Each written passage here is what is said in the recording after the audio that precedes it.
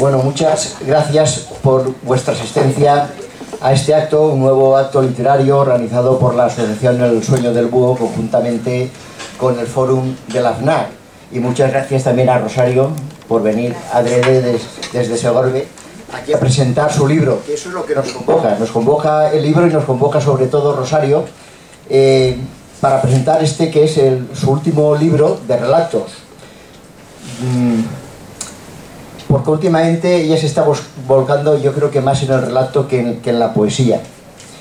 Le falta, yo creo que tiene una asignatura pendiente que es la novela. No sé si en secreto tiene alguna, y no será porque yo no le doy suficientes argumentos para hacer novelas, pero lo que creo que nos falta a ambos es tiempo. La novela necesita mucho tiempo, y después diré algo sobre el tiempo.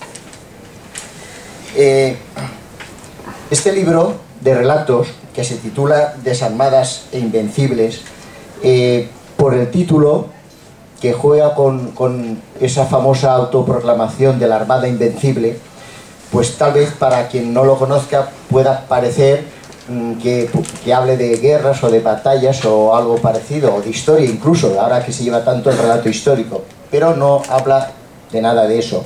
De lo que habla es de la mujer, habla de historias, pero de historias actuales, de mujeres actuales, y como siempre podéis ver, y ya lo sabéis todos, que la realidad supera la ficción. Este libro es un homenaje a la mujer a través de los 17 relatos que forman el libro. Después comentaré alguna cosita sobre el libro, pero si yo tuviera que comentar, que decir, por no decir que definir, ¿no? Si yo tuviera que decir brevemente cómo es la escritura de Rosario, pues diría dos cosas, básicamente, porque a mí me cuesta a veces ser breve. Diría que Rosario escribe muy bien, eso en primer lugar, que Rosario escribe muy bien. Y después, lo importante que es el bagaje cultural en la obra literaria de Rosario. Vamos a la primera parte. Si yo digo que Rosario me parece que escribe muy bien, que es un portento de escritura la suya, podéis pensar que no he dicho absolutamente nada, pero que con ello lo digo absolutamente todo. Y es que verdaderamente escribir es una cosa y escribir bien es otra. Y aquí hay muchos de vosotros escribís y escribís muy bien, y sabéis a lo que me refiero, porque desde la más elemental construcción sintáctica de las oraciones hasta saber utilizar las más elementales normas en la concordancia del sujeto y del verbo, por ejemplo, que esto en el lenguaje periodístico incluso falla bastante, hasta saber utilizar el léxico más adecuado, pensar bien la palabra, medir el lenguaje, utilizar el sustantivo que toca y el adjetivo que mejor se ciña a ese sustantivo. Todo eso es muy importante, es fruto de una amplia cultura, pero al mismo tiempo de mucho trabajo, de mucho cincelar las oraciones y de mucho cincelar los relatos. Por tanto, yo digo que Rosario escribe muy bien y realmente da gusto leer tanto su poesía como su prosa. Pero al mismo tiempo, el bagaje cultural es muy importante en la obra de Rosario, y ese bagaje cultural está ahí, está presente, forma parte de la sustancia de todos los relatos, ¿no? Y se aprecian ahí las influencias. Es que son amplísimas las influencias, desde Borges a Kafka, desde Cortázar a Chekhov, Benedetti, García Márquez. Hay una mezcla ahí. El que no conozca los relatos de Rosario, yo creo que no va a encontrar, o que no espere encontrar, algo así como un submundo, ¿no? Como el submundo de Bukowski, por ejemplo, ¿no? Toda esa narrativa tremendista y suburbana. Tampoco un relato excesivamente realista, aunque parte de la realidad, de hechos reales, y ya he dicho que la realidad supera a la ficción. Pero hay muchos narradores, y ahora hablo de narradores muy actuales que escriben muy bien, que utilizan otro tipo de relato. Y hablo, por ejemplo, de Raúl Ariza, el castellonense, ¿no? de Benicassim, de Amparo Andrés, que está aquí con nosotros.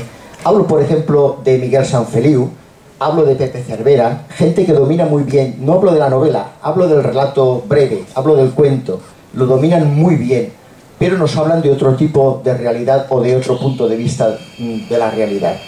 ¿Cómo utiliza Rosario la realidad? A veces, yo creo que lo que hace Rosario es literaturizar mucho la realidad.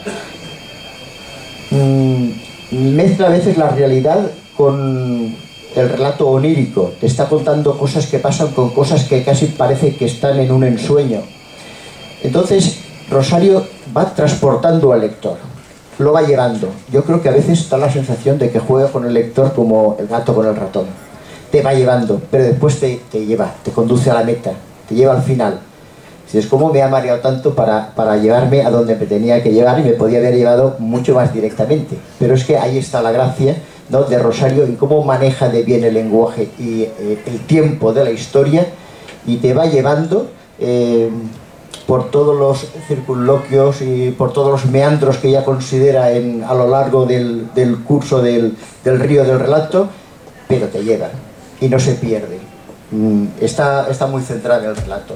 Y eso es lo que encontramos en estos relatos. Muy buena literatura, y en este caso literatura que nos habla de la mujer. El libro está estructurado en 4 partes. Lo que son, la parte central es la que está formada por los 17 relatos en sí. Pero después hay un antes y un después.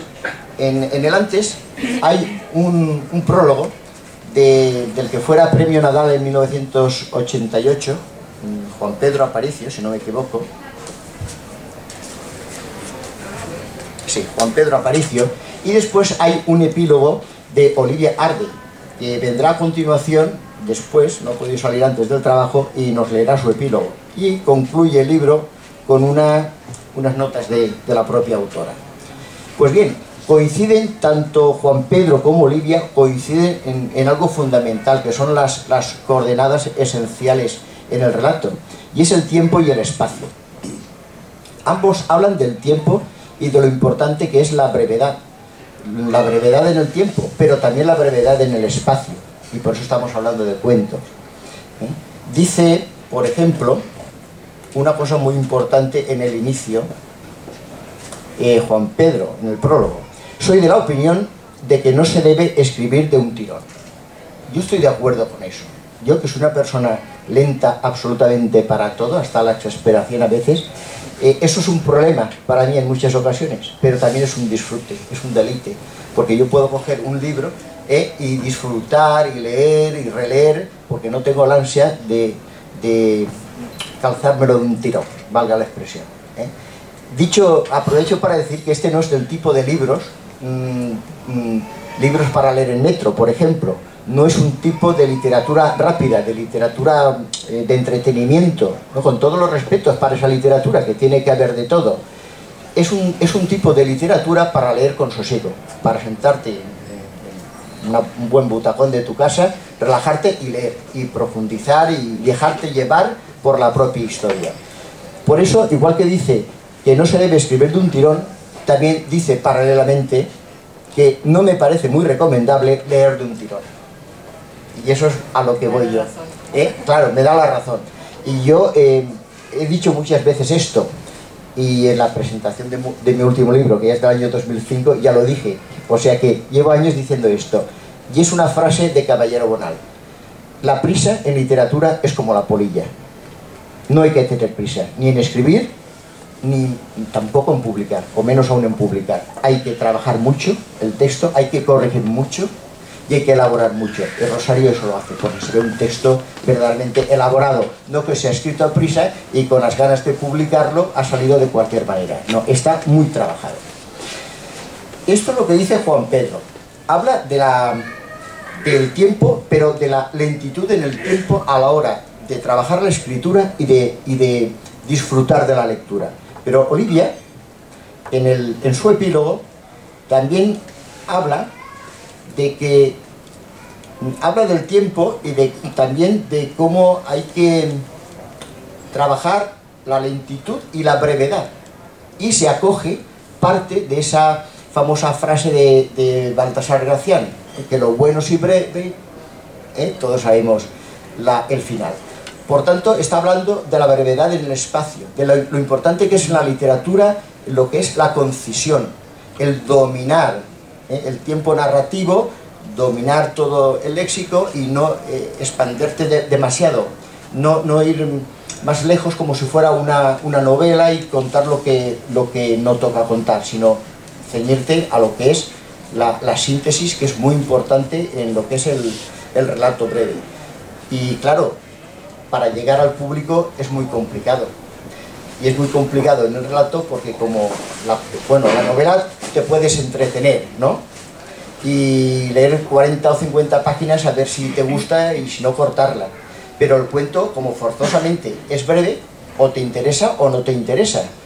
Entonces tiene que ser al mismo tiempo una combinación muy buena de pasión con precisión, de corazón con talento. Tiene que ir combinando la técnica, ¿no?, con toda esa intensidad que quiere poner la autora en el relato. Y esto me parece también pues, muy interesante en la obra de Rosario.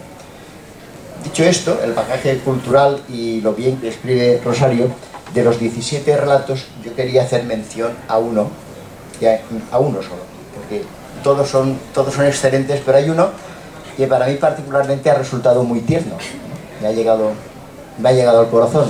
Y creo que es el segundo, que se titula Sopa de Letras, y está dedicado, todos llevan una banda sonora, ¿no?, como una banda musical. Cada relato lleva de subtítulo un tema musical que lo acompaña.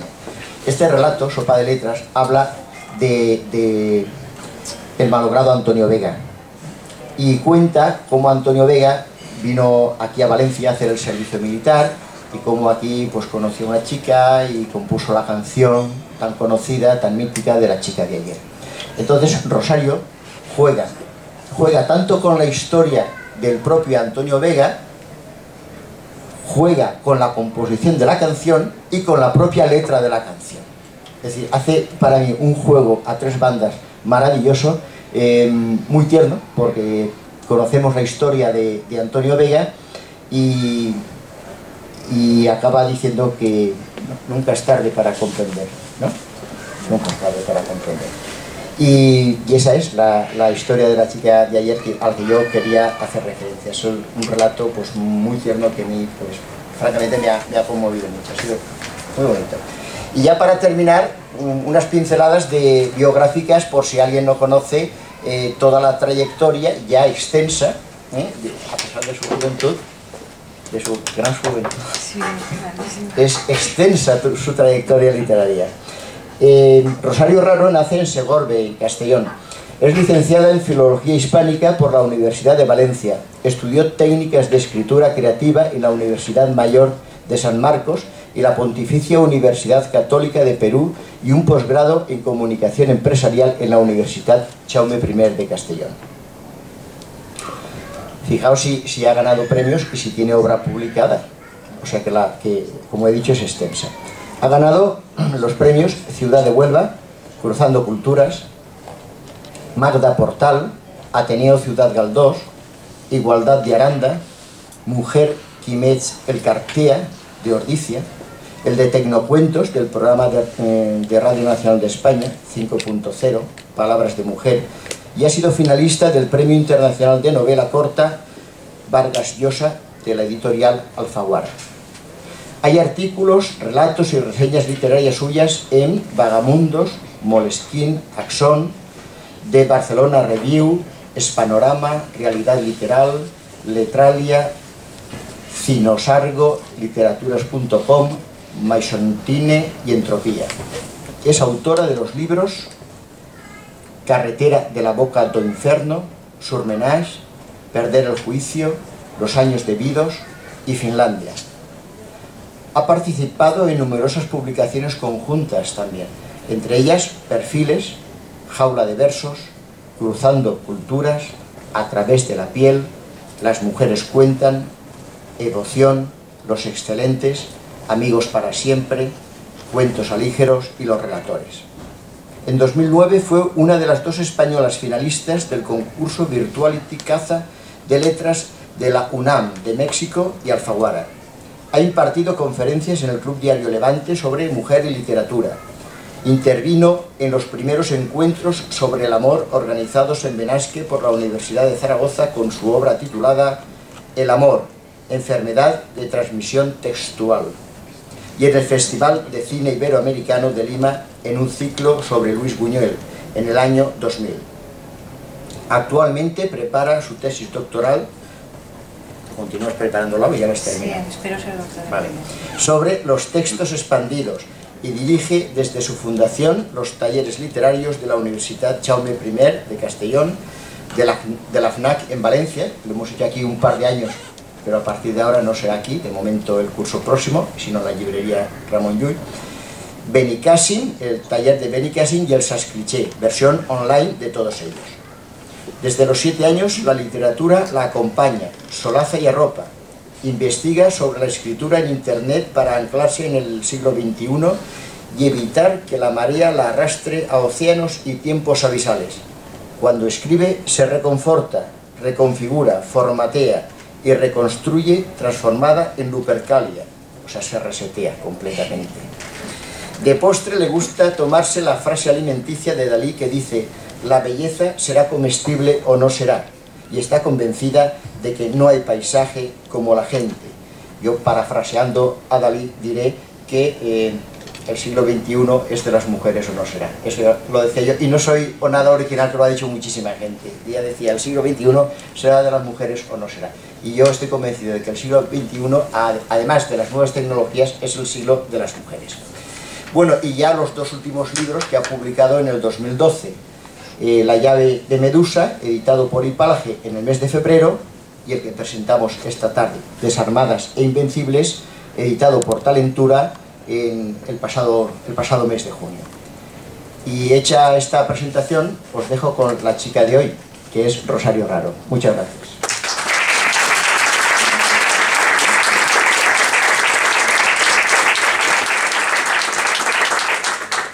Bueno, hay una frase de Oscar Wilde que decía que no sabía si él podría estar a la altura de su porcelana azul. Yo no sé si podré estar a la altura de esta presentación, porque claro, yo creo que se nota que Juan Luis y yo somos amigos desde hace 25 años. Entonces, pues por suerte para mí no es nada objetivo y pues, espero cumplir pues esas expectativas. Y bueno, pensaba mientras lo escuchaba hablar en otra frase, porque claro, yo soy de la opinión de que si algunas cosas ya se han dicho perfectamente, pues que no vale la pena intentar mejorarlas, pues porque es imposible. Y hay una cita de Voltaire que dice que el aburrimiento consiste en contarlo todo de golpe.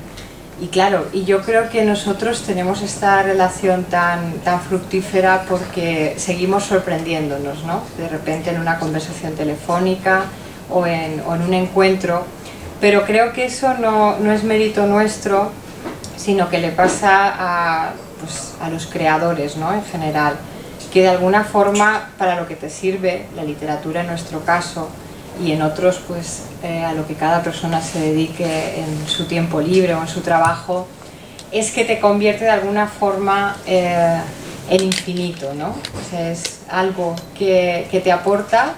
Y yo creo que desde ese mismo momento pues vale la pena. Mi intención esta tarde es ser lo más breve posible porque me gustaría que de alguna manera interviniéramos todos o casi todos, ¿no? Juan Luis ha dicho que este es nuestro espacio de alguna manera porque los dos hemos sido los profesores del curso de escritura creativa que se ha hecho en la FNAC. Y claro, cuando hablaba de esas influencias tan grandilocuentes, pues claro, esto es como la reencarnación, ¿no? Si escucháis a la gente que dice que se ha reencarnado, siempre se ha reencarnado o procede, ¿no?, de personajes históricos.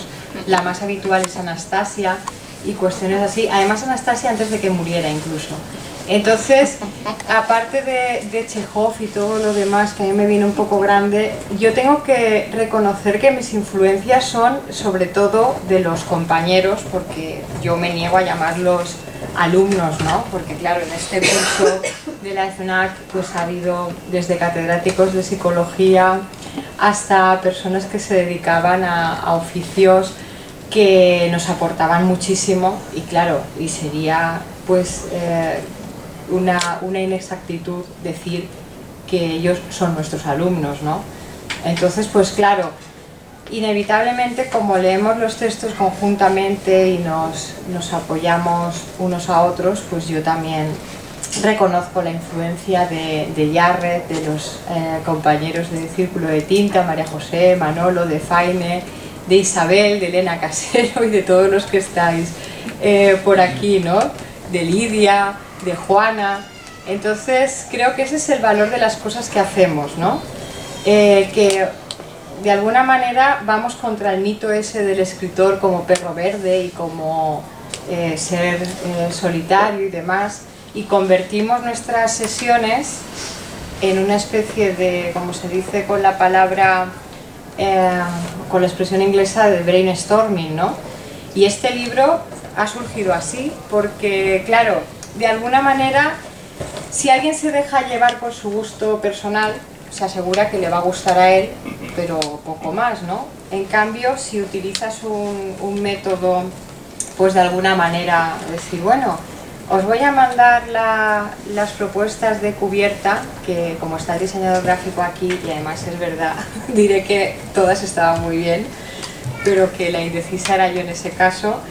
Y es algo que me ha comentado mucha gente, ¿no? Que ven esta cubierta y no solo llama la atención, sino que resume muy bien lo que hay detrás, ¿no? La lucha, pues ya perdida de antemano contra el tiempo, en todos los sentidos de la palabra.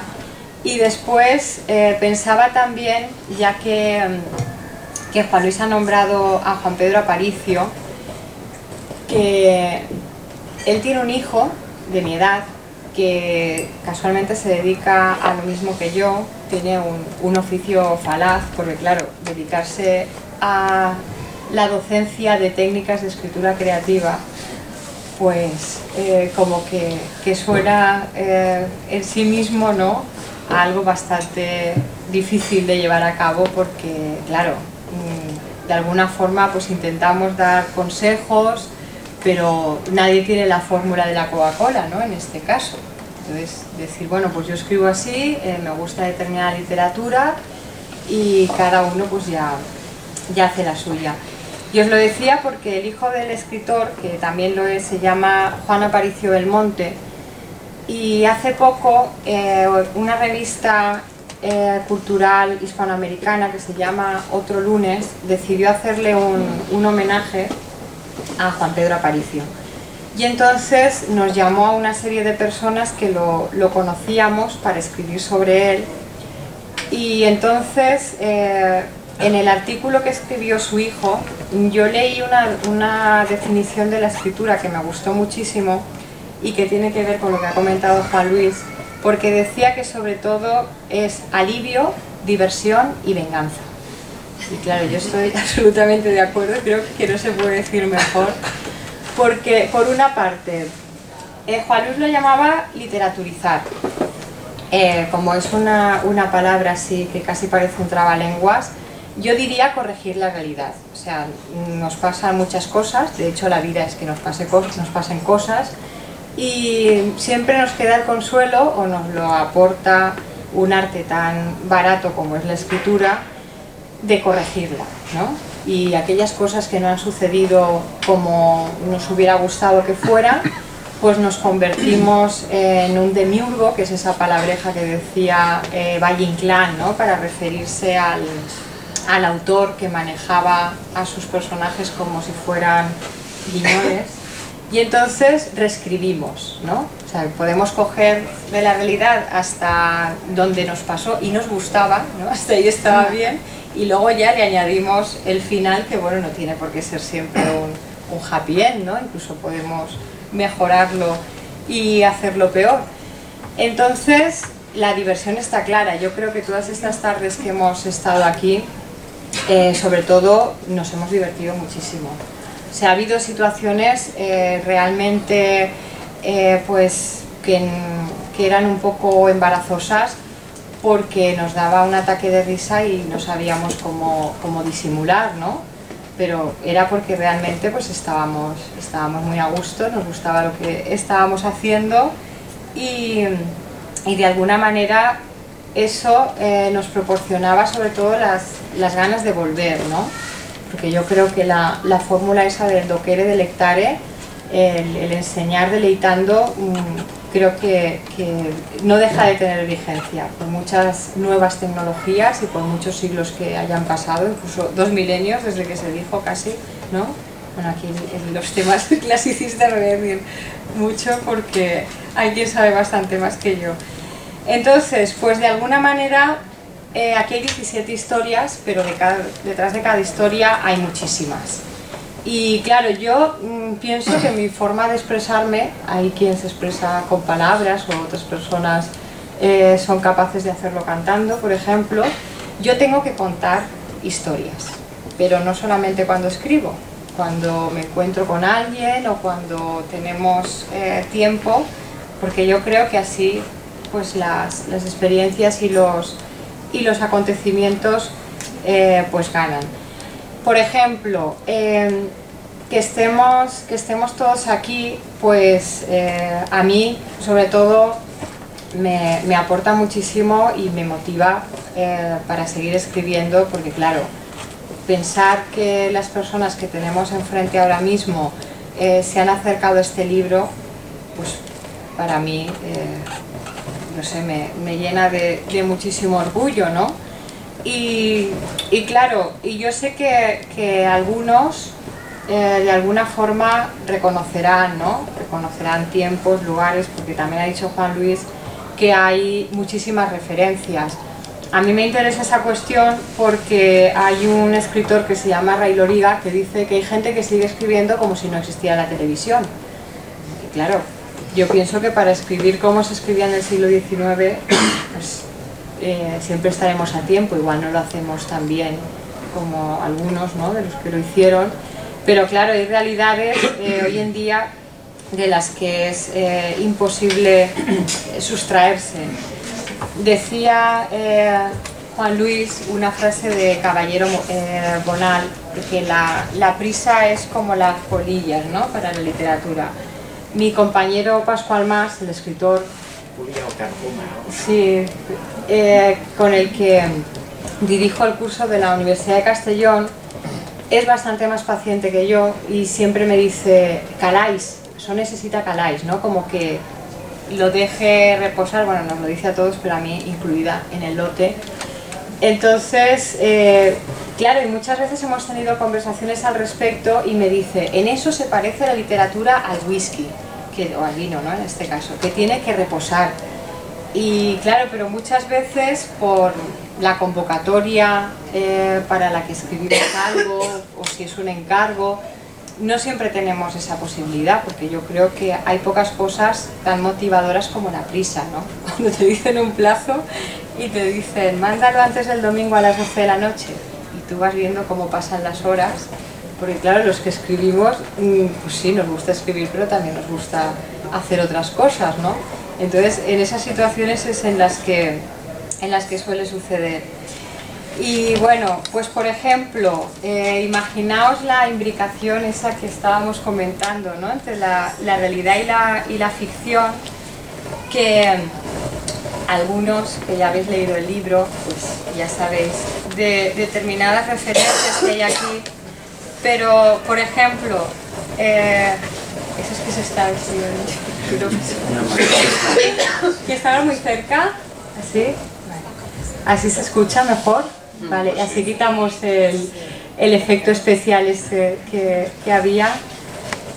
Pues que, por ejemplo, y así os cuento algo un poco de cada relato y ya pasamos a que intervengáis vosotros, pues eso, como consideréis. Porque el otro día en Benicàssim hicimos una presentación en un sitio que se llama Botavara, que es de estos sitios impermeables a la ley de costas, porque están directamente sobre la arena, igual que el Hotel Boramar. Y entonces, claro, fue un atardecer de estos esplendorosos. Y claro, la parte más divertida fue cuando empezaron a intervenir los asistentes. Entonces, como yo quiero que esta tarde pase lo mismo, pues iré terminando ya. Bueno, os decía que, por ejemplo,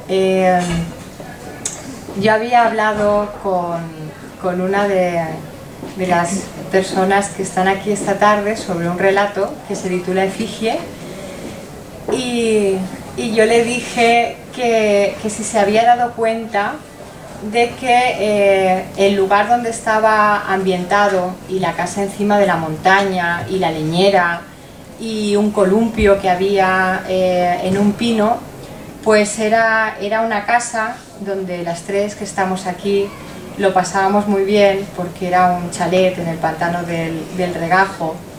Y claro, y a veces cuando has estado en lugares o has conocido personas que no se pueden mejorar, pues lo mejor que puedes hacer es convertirte en una especie de notario de la realidad y dar cuenta, pues tal cual fue, ¿no? Porque poco se puede aportar.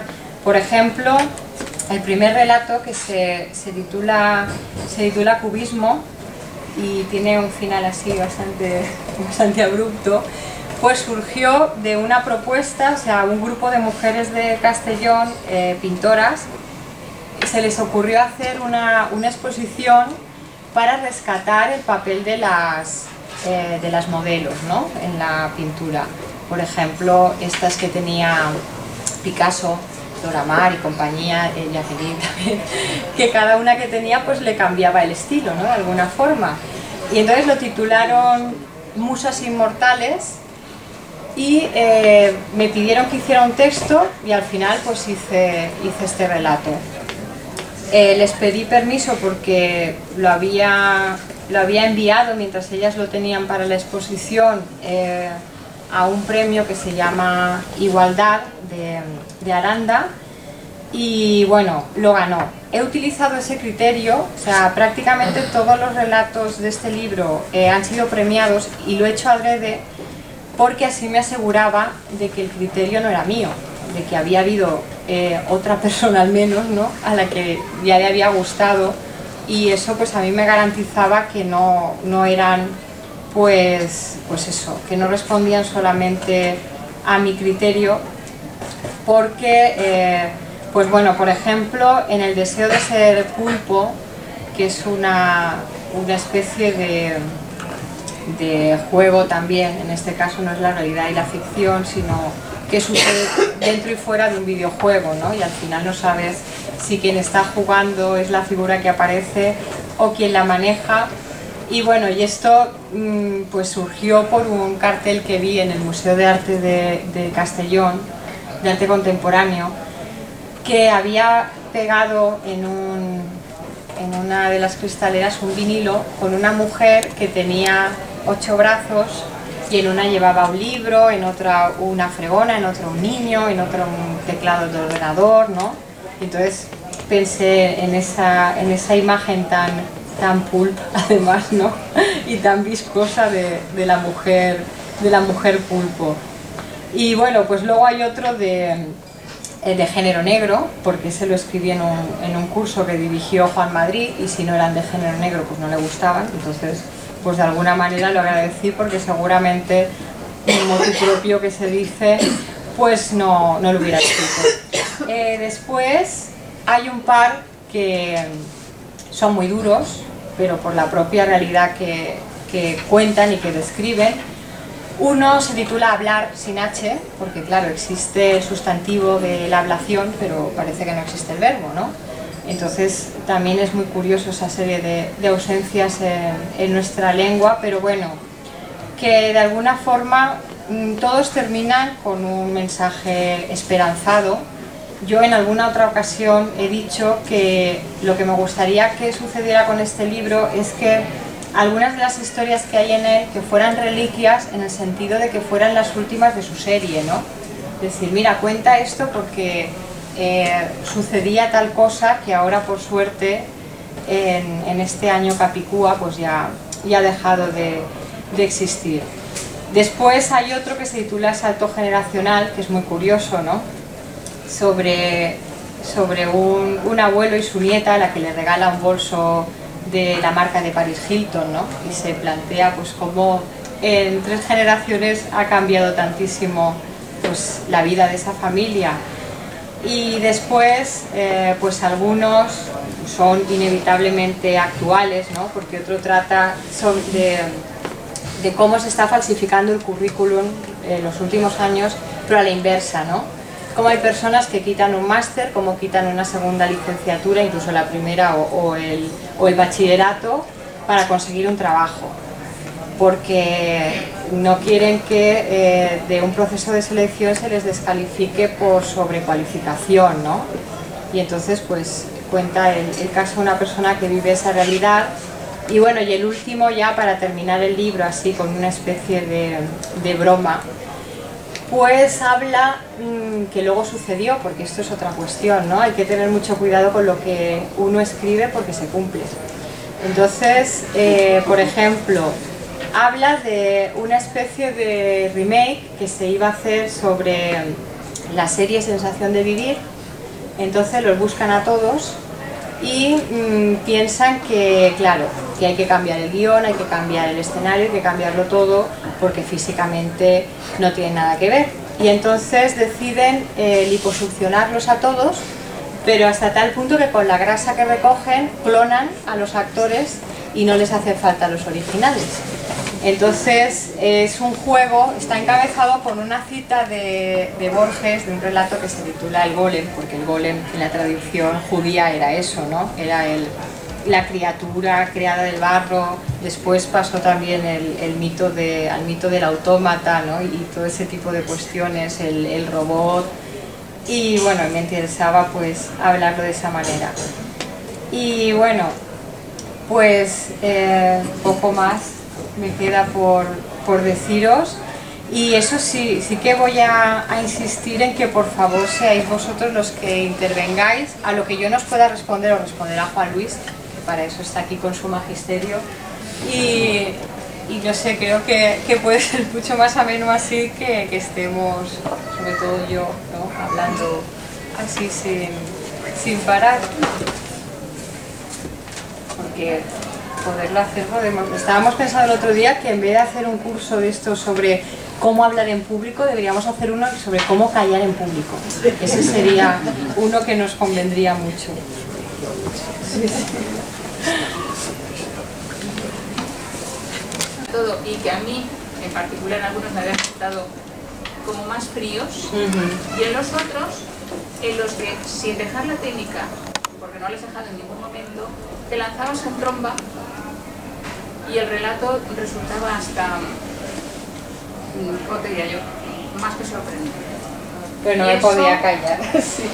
No, a mí se me ha gustado mucho, entonces creo que es una de las ventajas también del libro, el que tienes de todo. Así al menos uno le gustará a cada persona. Bueno, Elena Casero me hizo este favor. Ella es escritora, es compañera mía de la editorial Talentura Libros, que dirige Mariano Vega. Es una editorial de Madrid con la que nosotras estamos encantadas. Elena va a reeditar Tribulaciones de un sicario y ha repetido... Ah, no. Pero no hace falta que tú hables de tu libro. No, pero es para poneros en antecedentes. Entonces yo le hice un encargo muy delicado porque me parecía la persona idónea, pero yo dije, bueno, como dice Olivia Ardey, un no son solo 2 letras, ¿no? Ella, desde que tiene claro esto, hace muchas cosas y yo que sé, bueno, me voy a copiar de Olivia. Entonces le pedí a Elena que me los ordenara, de mayor a menor, siendo los primeros los que más le habían gustado y los últimos los que le habían gustado poco. Hubo 2 que ni siquiera los puso y yo dije, esto comunicativamente es lo peor que puede pasar, o sea, porque que te gusten o no te gusten, pero que te sean absolutamente indiferentes y te acuerdes, o sea, que no te acuerdes de ellos una vez los has leído, pues ella sabe por experiencia que más vale que alguien no comparta, ¿no?, tu punto de vista en ese sentido, que haya sido absolutamente pues eso, impermeable. Entonces, a mí me gustó mucho lo que me dijo y los comentarios, y tiene razón. Y hay una explicación, y también coincide de alguna manera con Elena Collar, que es otra amiga nuestra de Madrid, que tiene una revista que se llama Alenar, que la explicación, en este caso, no le voy a echar la culpa al ordenador, sino al tiempo, ¿no? Hay relatos que tienen, pues eso, una antigüedad mayor, y yo creo que son más barrocos. Yo he visto que eso es una evolución lógica de la mayoría de escritores, porque al principio creemos que escribir bien es escribir como Rubén Darío, ¿no? Y luego nos vamos curando, o bueno, o peor, ¿no? Porque compararse con Rubén Darío pues es algo tan soberbio que no lo haré yo. Entonces, luego te das cuenta que lo más efectivo es la verdad, a ser posible transmitida, ¿no? Con toda esa cuestión de la elaboración y la construcción, porque cuando leemos un diálogo de estos que parece que ha sido grabado, pues yo creo que hay pocas cosas tan difíciles como dar esa sensación de naturalidad. Entonces, de alguna forma, yo creo que lo que más me interesa es que haya una historia. Hace poco me preguntó eso Miguel Vaquero, que es un periodista y también compañero nuestro editorial, y claro, frente a la oposición esta clásica de fondo y forma que queda tan de la Gestalt, ¿no? Los que sois psicólogos, yo creo que no se puede separar, ¿no? Y que de alguna manera lo que vale es tener una historia que creas que vale la pena contar. Si el autor está convencido de eso, el lector cuando llega al final no dirá aquello de ¿y? Como diciendo, a ver, me he leído 7 páginas, pero ¿y qué pasa, no? Entonces, yo creo que eso es lo que al menos yo pretendo. Bueno, gracias Elena por romper el hielo. Así que a ver si hay quien te secunda. Nos podéis preguntar de cualquier cosa, porque como yo creo que estamos en un momento tan interesante, ¿no? Con la literatura digital y qué pasa con las editoriales y los premios literarios, estos que hacen trampas y no les interesa esconderlo, ¿no? Como el RBA de novela negra, que se ha contado, bueno, se filtró que Michael Connelly, el autor que supuestamente lo ha ganado, bueno, lo ha ganado en el sentido de que ha recibido 600.000 euros, que eso es un premio, pero claro, había una cláusula en su contrato, firmado en marzo, donde una de las aportaciones de la editorial RBA, que a su vez se lo robaba a otra que se llama Roca Editorial, era que le daban el premio RBA. Entonces, a mí me ha dado mucha rabia, particularmente porque tenía 2 amigos ahí concursando, pues que hasta el último momento pues han conservado sus sueños, ¿no? De alguna manera, pero bueno, que tenemos temas para debatir, no hace falta que sean necesariamente ceñidos a las desarmadas. Yo voy a hacer un comentario y te voy a hacer una pregunta. Yo creo que lo he fundido de tanto hablar. Es igual, a mí se me escucha muy bien. El comentario parte del prólogo de Juan Pedro Aparicio, porque me gusta esta cita que coge de Borges. Decía Borges, refiriéndose precisamente a la lectura, que no existe la felicidad obligatoria. Yo me acuerdo hace muchos años en una conferencia que dio Félix de Azúa en el Club Diario El Levante, junto con Molina Foix, y hablaba precisamente de esto, del tema del aburrimiento y del tema del entretenimiento, de la literatura de entretenimiento.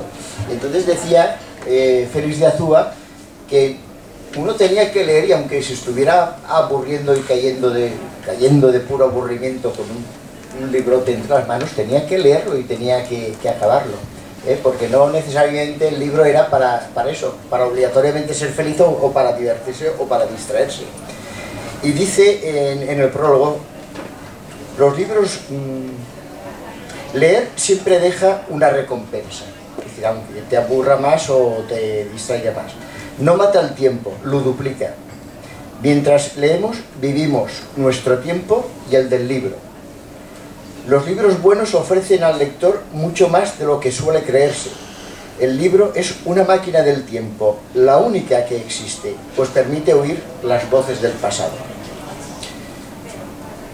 Y al final, la lectura es un ejercicio que debe estimular nuestro intelecto, no solo entretenerlo o aletargarlo para que pase imperceptiblemente el tiempo. La literatura es expresión de vida.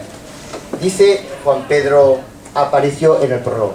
Entonces, a partir de esto, yo como escritora te preguntaría, en tu caso, porque también hay escritores que dicen que sufren mucho escribiendo. El otro día, en la entrega final de septiembre de los premios de la crítica, Blas Muñoz, que hace una poesía excelsa, decía que, vamos, sufría ante el folio en blanco y no sabía qué escribir ni cómo desarrollar lo que empezar. Entonces, los hay que disfrutan, los hay quienes sufren. ¿Cuál es tu caso como escritora ante el TED? ¿Es de las que sufren? ¿Eres de las que disfrutan o de todo un poco? A ver, yo tengo un amigo que decía que lo perdonaba todo menos el aburrimiento. Yo no soy tan radical. Él dirigió durante muchos años la revista Club Cultura de la FNAC, casualmente. Ahora ya ha vuelto a Lima, como mucha gente está haciendo últimamente. Entonces, yo pienso, cuando se denosta la llamada literatura de entretenimiento, ¿no?, como si fuera más que serie B, serie Z, que no hay nada más difícil que entretener. Aburrir es muy fácil.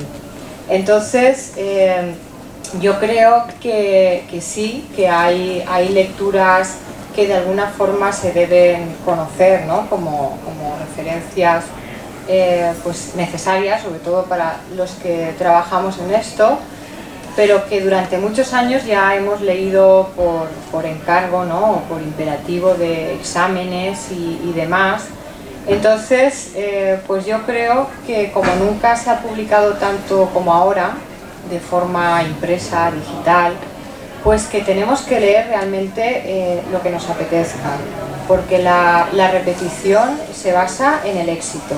Y si un libro nos aburre o se nos cae de las manos, yo estoy convencida también de que esos estilos farragosos reflejan cierto desorden mental. Hay un antropólogo que me gusta muchísimo, que se llama Manuel Delgado, que dice que el que no puede ser profundo es oscuro. Yo estoy convencida.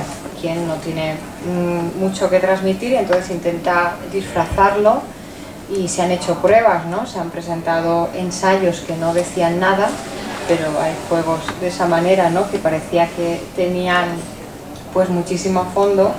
Y luego, pues lo que decía Juan Luis de la página en blanco, a mí me pone muy nerviosa esa expresión, porque considero que equipara el acto de escribir a tener delante un folio o una pantalla de ordenador o cualquier tipo de dispositivo que nos permita hacerlo. Yo creo que los que no podemos evitar escribir, esto también es una enfermedad, estamos escribiendo siempre. O sea, cuando vas en el tren, cuando estás hablando con alguien, y llega un momento que la historia ya la tienes suficientemente configurada en la cabeza, que lo único que falta es verterla, ¿no?, de una forma pues material, transcribirla, pero la historia ya la tienes. Entonces, de alguna manera, yo creo que si alguien se pone delante de una página y esa página está en blanco, es que no tiene nada que decir.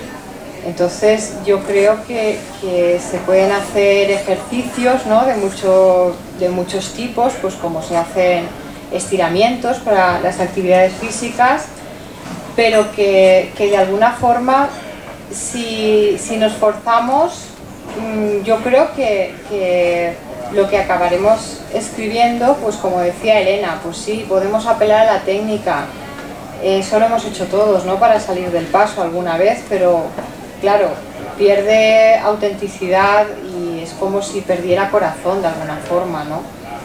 Entonces, bueno. ¿Pero tú disfrutas o no? Yo muchísimo. Sí, sí.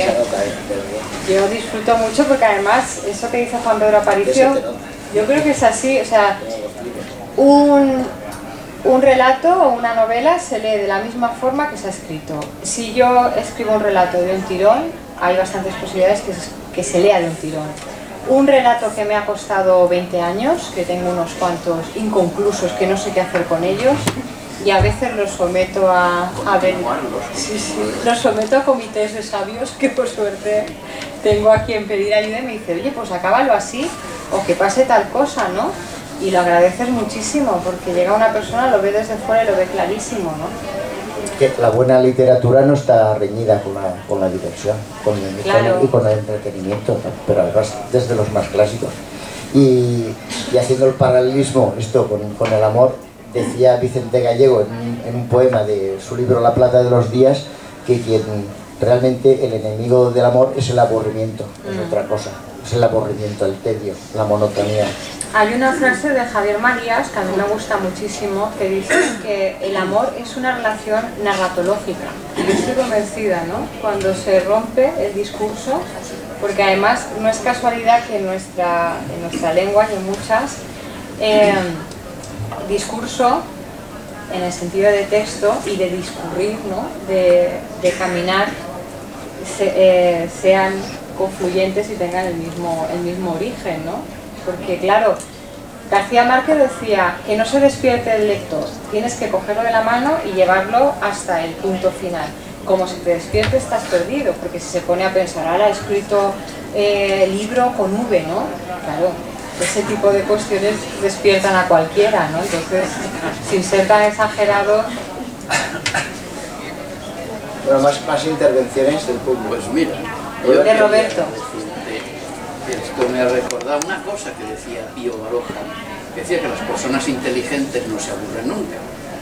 Yo creo que eso está bien y ya pues modestamente debo ser yo medianamente inteligente. Porque no te aburres. No me he aburrido nunca en la vida, no sé lo que es. Y además digo muchas veces que si a mí me dejasen en una isla desierta, a lo mejor cuando venían allí a recogerme, che, vengan otro día que ahora estoy ocupado. Eso es, yo no creo que eso exista ahí, ¿no? Y lo importante es ejercer la imaginación para todo. No fantasear mundos inexistentes, sino emplear la imaginación. Y en cuanto también, volviendo a eso, los premios literarios, yo, que aquí donde me veis, yo ya paso de los 40. Sí, pues he leído un montón de libros en esta vida. Sí, los premios Nobel de Literatura, los premios Planeta, los premios... La verdad es que, por regla general, salvo excepciones raritas, los premios literarios que he leído, el Planeta, el Pulitzer, siempre me han gustado y considero que merecían el premio. Pero había otros muchos que no han tenido premio, han pasado con absoluta pena y ninguna de gloria, que estaban a la altura de eso. Pues también. Y quien dice libros dice escritores y todo lo mismo. Hay muchos que tampoco... el premio Nobel, que ya lo he mencionado, eso ya se da ya al escritor, ya no a la obra, que algunas influyen. Bueno, pues hay muchos escritores que no tienen el premio Nobel, claro. Y ya sé, tengo que nombrar a Blasco Ibáñez también, por lo que sabéis. Pero también está Pío Baroja y yo creo que en tiempos de don Juan Valera, que para mí es un prosista estupendo, pues no lo tiene tampoco, y mucha gente contemporánea.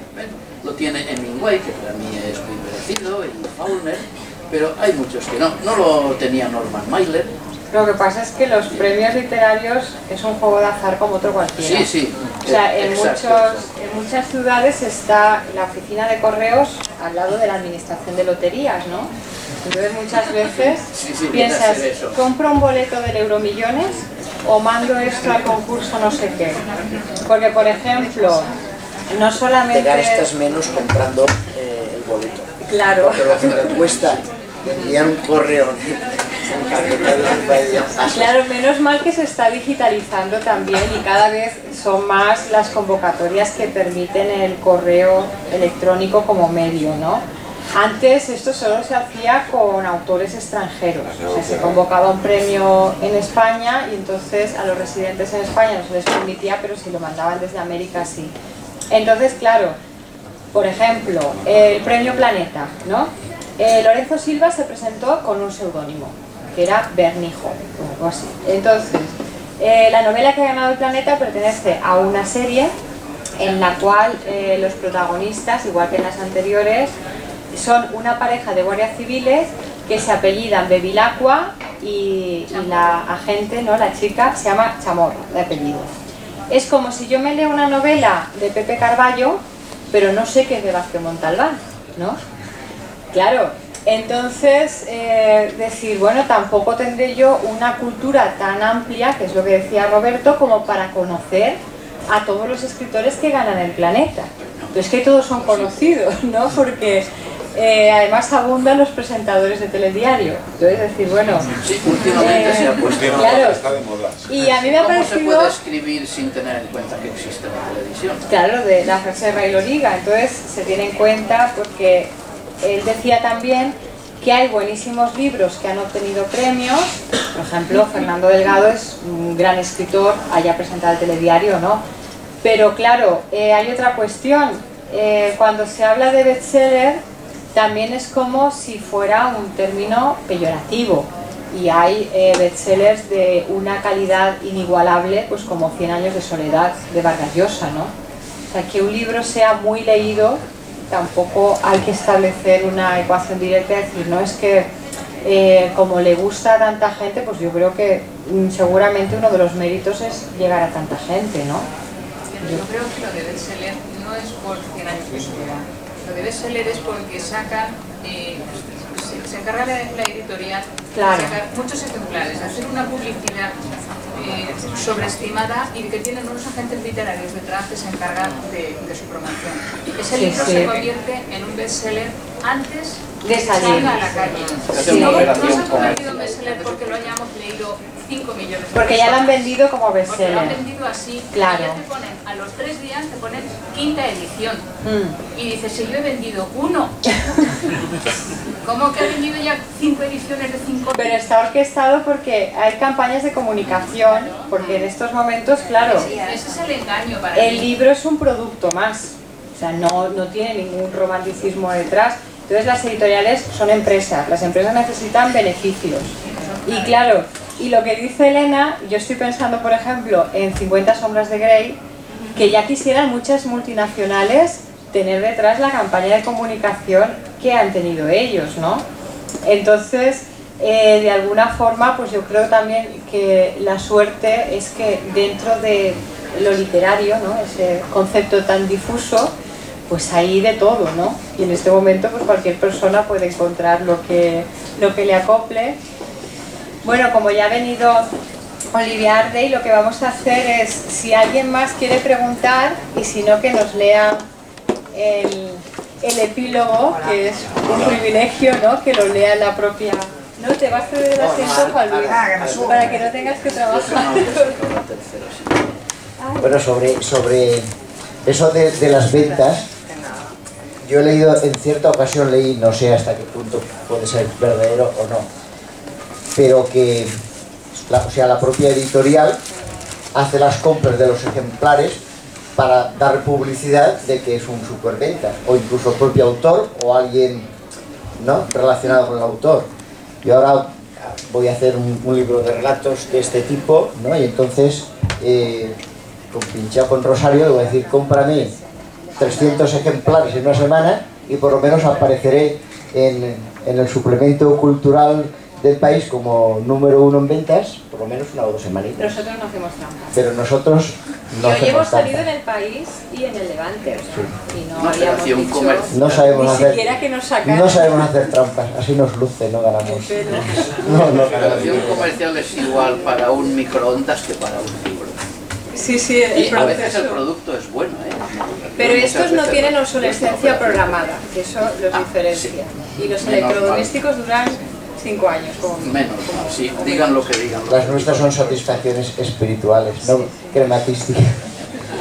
Voy a presentaros a Olivia Ardey, que ya ha subido aquí a la mesa con nosotros, aunque te iba a ceder la silla. Olivia Ardey, que es la autora del epílogo, como os he dicho, nació en Alemania, pero al poco tiempo su familia se trasladó a Valencia, ciudad donde reside. Es escritora valenciana de novela romántica, con corte histórico, y autora de las novelas Dama de Tréboles, publicada en el año 2009 por La Esfera de los Libros, y Delicias y Secretos en Manhattan, de Éride Ediciones, en el año 2011. También forma parte de diversas antologías publicadas como femenino singular, de Ediciones Kiwi, publicada ahora en el año 2012, y Nuestros abuelos, que no sé si se ha llegado a publicar o no, en Argentina, que estaba previsto. Sí, ¿Ya? pero solamente en digital. En digital. Bien. Bueno, pues ya os dejo con Olivia. Bueno, pues cuando Rosario me invitó a epilogar este libro, yo dije, bueno, me gustó muchísimo, algunos relatos ya los conocía y resulta que yo desde hace muchísimos años soy apasionada del género corto. A mí leo mucha novela, pero me gusta muchísimo leer relatos.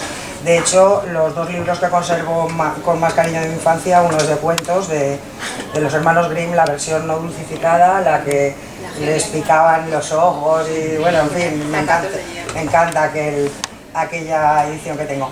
Y uno de relatos de Alfonso Daudet. Fijaros que empecé a leer casi, además de los cómics, con los relatos, ¿no?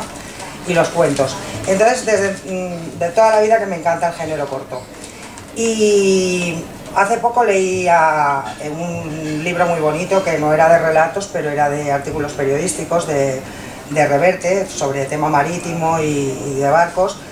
Y decía en ese libro, en uno de los artículos, que hay lectores de dos tipos, los que leen los libros desde fuera y los que se meten dentro del libro. Hay un escritor, uno de mis escritores favoritos, Juan Ballester, que Juan Luis también lo conoce y se ha llevado un premio ahora, el premio de la crítica, que siempre me dice que yo soy la lectora más talibán que conoce. Supongo que lo quiere decir porque cuando me acerco a un libro, lo que yo quiero es que la historia me atrape. Estoy buscando no lectura desde fuera, sino pasión, apasionarme y vivir la historia. Que esto es lo que me ha pasado con estos relatos de Rosario, entre otras cosas. Y por eso decía que cuando me puse a escribir el epílogo, quise plasmar dos cosas, porque creo que todo el mérito de ese, no es el lector el que se mete, es la historia la que atrapa al lector, como en el espejo de Alicia, y te hace así y te metes dentro de la historia. Y eso es todo mérito de quien escribe, del narrador, que sabe atraparte con lo que escribe.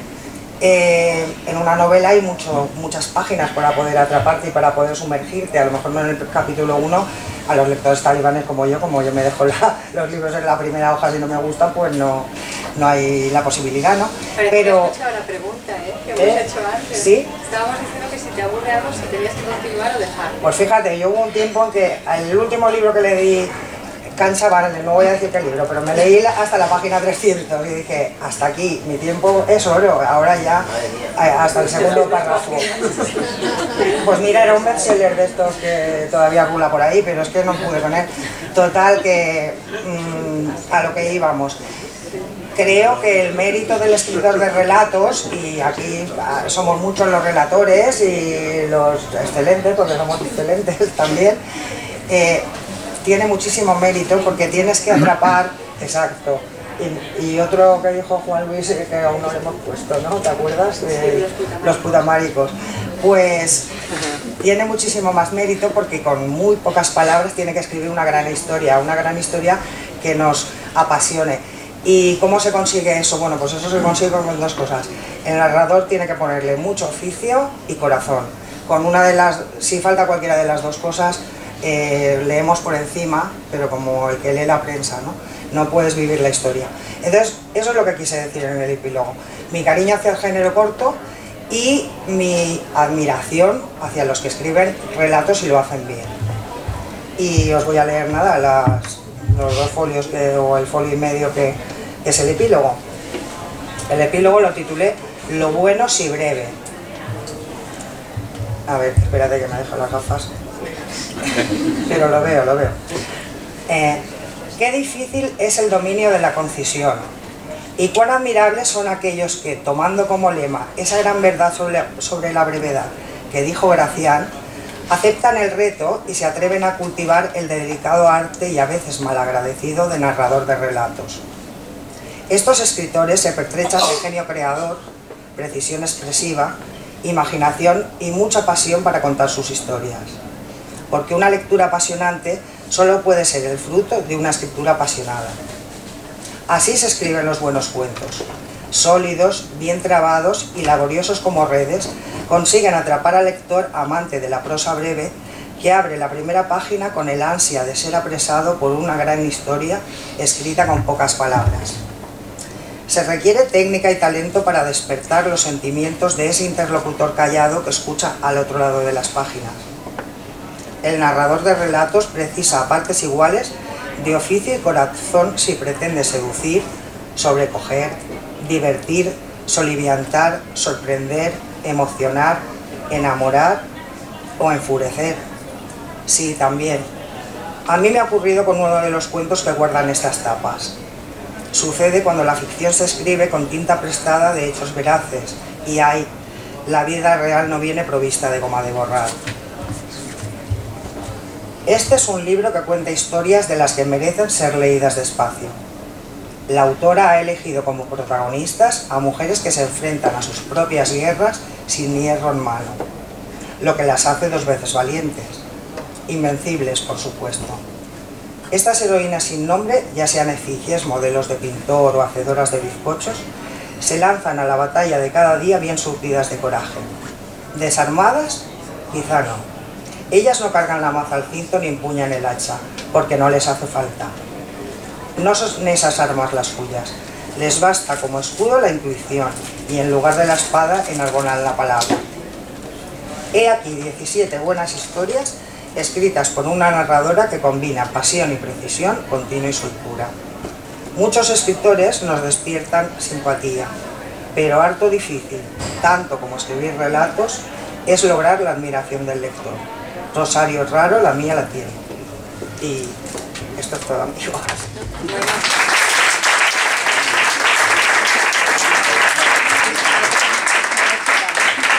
Bueno, yo le tengo que dar un regalo después de esto, porque claro, como imaginaréis, Pero bueno, yo cuando me lo mandó por correo electrónico y lo leí, además. Bueno, vamos a contar los secretos dedicatoria. también de esto. Resulta que aquí no tocaba tampoco, pero nuestra admiración, y eso él lo sabe, a Mariano Zurdo, que es el editor de Talentura, porque por su apuesta valiente, porque hoy en día son tan pocos los editores de corazón que editan género corto, que cuando vemos un editor de estos que lo hace porque es por oficio, o sea, por amor al arte, lo admiras, claro. Y no, para nosotros, siempre que hablamos de Mariano, hablamos como el editor buena persona, ¿no? Sí. Cuando me dice Rosario, lo de epílogo, le digo, venga, va, pregúntale a Mariano para cuándo lo quiere. Me dice, que lo quiere para allá. Digo, pues ya le estás quitando lo de buena persona. Que nos está Fue la primera vez que vimos que yo vi a Mariano en editor, ¿no? Sí, sí, se tuvo que poner en su papel. Y bueno, pero por suerte... Pero bueno, lo que nos divertimos, ¿verdad? Bueno, como Juan Luis es la autoridad encargada de cerrar el acto, yo solo diré que os agradezco muchísimo que estéis aquí, porque es como un cumpleaños sorpresa esto, pero con la ventaja de que lo sabía. Y después que sobre todo a la FNAC, porque siempre nos acogen con los brazos abiertos. No es una frase hecha, porque Enrique García, que está por ahí dentro, lo sabe.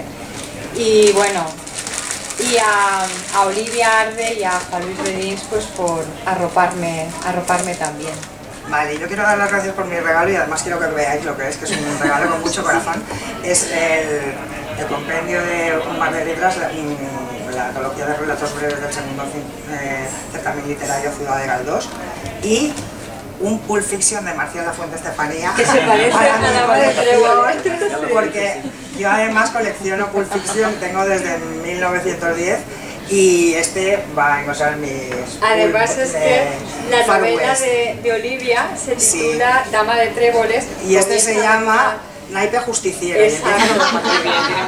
Y empieza con una partida de cartas y claro, en el caso de Olivia a mí la cubierta me gusta muchísimo, es más elegante, pero bueno, en esta novela pues también tiene... Hombre, tiene su aquel, ¿no? Porque está el dinero, las cartas y la pistola. Y el amor. Puro Claro.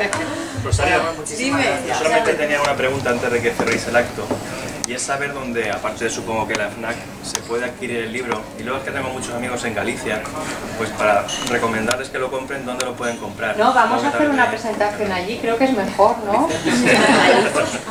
Allí a Finisterre. Y bueno, pues en Valencia, ahora os contará Juan Luis los detalles de esta tarde para su adquisición, pero en Valencia se vende en el Bibliocafé, en la librería de Miguel en Primado, y bueno, también lo podéis pedir a la editorial Talentura online. Lo que pasa es que bueno, pues que Mariano ha tenido la deferencia de mandarlos él directamente, y le dejo a Juan Luis que explique el porqué, y así pues ya cierra el acto, y ahora seguimos ya de forma más informal, y si puede ser pues bien acompañados. Sí. Hay más problemas técnicos directamente con el distribuidor, que más de uno nos falla. Por eso Eloy Moreno, ¿no?, fue tan listo que pasó de distribuidores y se autopromocionó, y así le ha ido. Bueno, quería decir también que creo que lo ha nombrado Rosario antes, pero lo ha nombrado creo que de paso, y no sé si se ha entendido bien. A ver si lo digo bien, Olivia, que le dieron hace poco el premio a la mejor reseña, ¿no?, a un libro de literatura por la reseña a la novela El efecto Starlux de Juan Ballester. Aparece aquí al final del epílogo. Bueno, así es que enhorabuena, Olivia. Sí, gracias, pero esto fue la vida te da sorpresas. ¿También sería una casualidad? La vida, sí, porque yo siempre presumo de no hago reseñas, hago no reseñas, siempre digo lo mismo, ¿no? Y qué casualidad que gané el comentario de un libro que me gustó, me apasionó. Supongo que eso se nota cuando pones pasión en lo que escribes, y de entre todos, y teniendo unos competidores durísimos, porque había críticos literarios de los de verdad, y me dieron el premio a mí, y nos fuimos a Nueva York a conocer los escenarios reales de mi última novela. Sí, eso fue... Bueno, yo voy a contar también lo que no dicen ellos, y es que la antirreseña que decía Olivia, o la no reseña, tenía una extensión de menos de una página, eso sí, tenía mucho peso específico, y le dieron 5.000 euros por ella, que no está nada mal. Si equiparamos hay una página que se llama Microrelatos a peso, pues aquí si equiparamos el volumen equivaldría al RBA de 600.000 euros, pero claro, 5.000 euros por un folio, entonces... Pagaron bien la línea. Sí. Sí, yo puse, al día siguiente, claro, di las gracias y tal, las 538 palabras que más alegrías me han dado en mi vida. En fin, que te cueste una horita de escribir. Y la letra. Ya te digo. Bueno, y como todos somos relatores, resulta que no puedo quedar sin decirlo. Hay un concurso que acaba este mes. Es del Museo de la Palabra. Es para hacerlo en 5 idiomas, y son 100 palabras, 20.000 euracos de premio. Por favor, que se quede aquí el premio. Que nadie del taller, porque eso ya sería... Pero después de sí, solo tengo 2. Bueno, pues Olivia, muchas gracias por tu intervención en este acto. Enhorabuena de nuevo, Rosario, por esta reciente publicación, y que continúe la buena estrella. Me han sugerido que el próximo se titule Armados y Vencidos. No sé si haré caso, pero bueno, gracias, por ahí va. Gracias a vosotros, y bueno, espero que hasta pronto, sea por un motivo libresco o de cualquier otro tipo. Gracias. Y muchas gracias a todos vosotros por acompañarnos esta tarde.